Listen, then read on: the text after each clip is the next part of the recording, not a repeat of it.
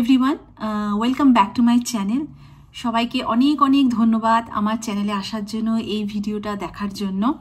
আমরা যারা content creator তাদের সবার আগে একটা বড় চ্যালেঞ্জ ফেস করতে হয় ইউটিউবে, যেটা হলো কপিরাইট ক্লেম।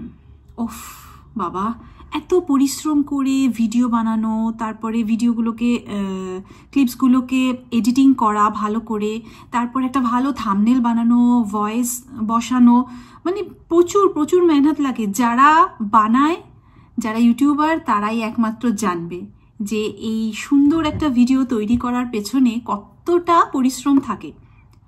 খুব আশা নিয়ে আমরা সেই ভিডিওটা আপলোড করলাম, আপলোড করার সাথে সাথেই দেখালো রেস্ট্রিকশনে ওখানে কপিরাইট ক্লেম বা কপিরাইট লেখাটা। কি অসহ্য না? একটুও ভালো লাগে না, মনটাই খারাপ হয়ে যায়, মনে হয় যেন পুরো পরিশ্রমটাই ব্যর্থ হলো। ঠিক এরমভাবেই আমার সাথেও এটা হয়েছে। আমিও অনেক শখ করে গানের ভিডিও আপলোড করি, আমার তিনটে ভিডিওতে কপিরাইট ক্লেম আসে, যেখানে কপিরাইট ক্লেম আসার কোনো কারণই নেই। আমি তো অবাক যে কি কারণে আমার ভিডিওতে কপিরাইট ক্লেম আসবে, কারণ আমি সেখানে নিজে গান গেয়েছি। হ্যাঁ, নয় গিটার বাজিয়ে, নয় ইউকুলেলে বাজিয়ে, নয় কিছুই না বাজিয়ে, একদম শুধু খালি গলায়। আমি আপনাদের দেখাচ্ছি সেই ভিডিওগুলো কোনগুলোতে কপিরাইট ক্লেম এসেছে। এই স্ক্রিনশটটা দেখছেন, এটা আমি নিজে ইউকুলেলে বাজিয়ে গানটা গেয়েছি, আর এটা পুরো খালি গলায়, কিছু বাজাইনি। আর এই স্ক্রিনশটটা নিয়ে রেখেছিলাম, এটা আমার বন্ধুকে পাঠিয়েছিলাম হোয়াটসঅ্যাপে, তাই ছিল ফোনে।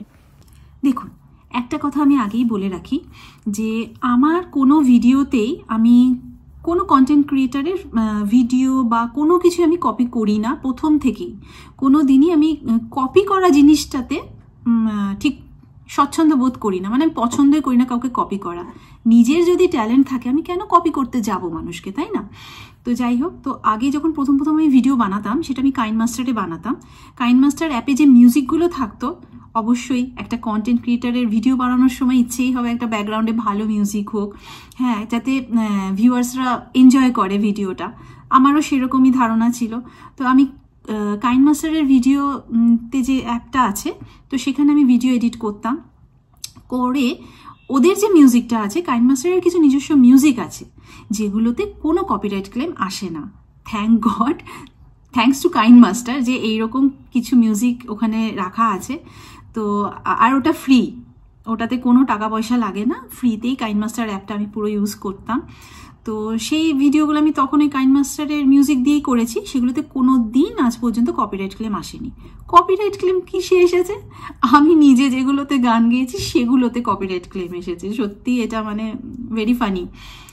তারপরে তখন আমার অ্যান্ড্রয়েড ফোন ছিল, তারপর আমি যখন আইফোনে সুইচ করি, আইফোনে যে ভিডিওগুলো আমার বানানো হয় সেগুলো আমি ভিএন অ্যাপে ইউজ করি। আচ্ছা, ভিএন অ্যাপে মিউজিক আছে যেগুলো আমার পছন্দ নয়।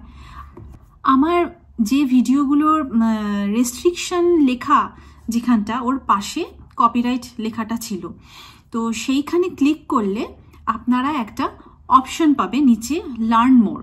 তো সেই লার্ন মোরে ক্লিক করবেন, ওখানে গিয়ে দেখবেন আপনার ভিডিওতে এটা পুরোটাই কিন্তু ওয়াইটি স্টুডিও যে অ্যাপটা আছে সেইখানে আপনারা করবেন। হ্যাঁ, তো ফোন থেকেই হয়, পুরোটাই ফোন থেকে, তার জন্য ল্যাপটপ বা আলাদা কম্পিউটার কিছু লাগে না। আমি সব কিছুই ফোন থেকে করি, এডিটিং থেকে স্টার্ট করে এভরিথিং। তো সেইখানে গিয়ে লার্ন মোরে গিয়ে দেখবেন আপনার ভিডিওর কোন জায়গাটাতে কপিরাইট ক্লেম আছে। যদি আপনার কমপ্লিটলি নিজের ভিডিও হয়, কোনো কিছু আপনি ইউজ করেননি, অবশ্যই ইউটিউব থেকে মিউজিক যদি চান আপনি ডাউনলোড করে ইউজ করতে পারেন, যেটা আমি আজকাল করি। আজকাল মানে লাস্ট কিছু মাস ধরে করি, এবং ভীষণ ভীষণ ভালো মিউজিক রয়েছে। ইউটিউব আছে আমাদের হেল্প করার জন্য, আমরা কেন অন্যকে কপি করতে যাব?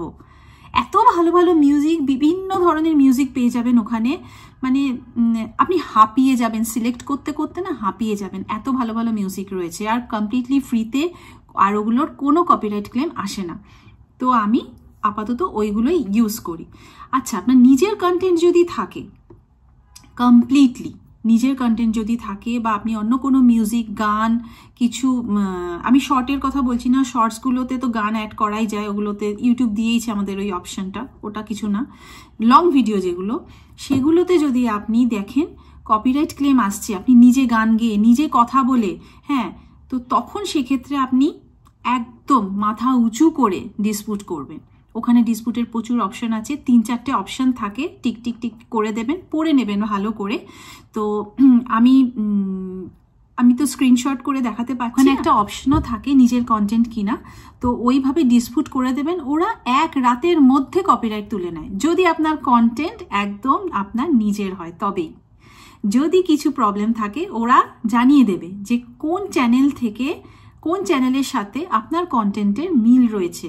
ওই কারণেই অ্যাকচুয়ালি ওখানে অ্যালগোরিদমের ব্যাপার পুরোটাই, কারণ ওখানে তো কোনো মানুষ বসে থাকে না, ইউটিউব অ্যালগোরিদমে ওটা সেট করাই আছে অটোমেটিক্যালি, যে কারোর কন্টেন্টের সাথে আপনার কন্টেন্ট কমপ্লিটলি 100% ম্যাচ হয়ে গেলে তখন ওরা কপিরাইট ক্লেমটা দেয়। তো যদি আপনি ডিসপুট করে দিন, ব্যাস আপনি নিশ্চিন্ত হয়ে ঘুমন, পরের দিন সকালে ঘুম থেকে উঠে দেখবেন কপিরাইট নেই, চলে গেছে। ওরা রিভিউ করে যখন দেখে আপনার কন্টেন্ট একদম রিয়েল, ব্যাস ওরা কপিরাইট তুলে নেয়। একদম আমার সাথেও সেটাই হয়েছে, আমিও তাই করেছি, ডিসপুট করে দিয়েছি। আমার নিজের কন্টেন্ট ভাই, আমি কেন করব না?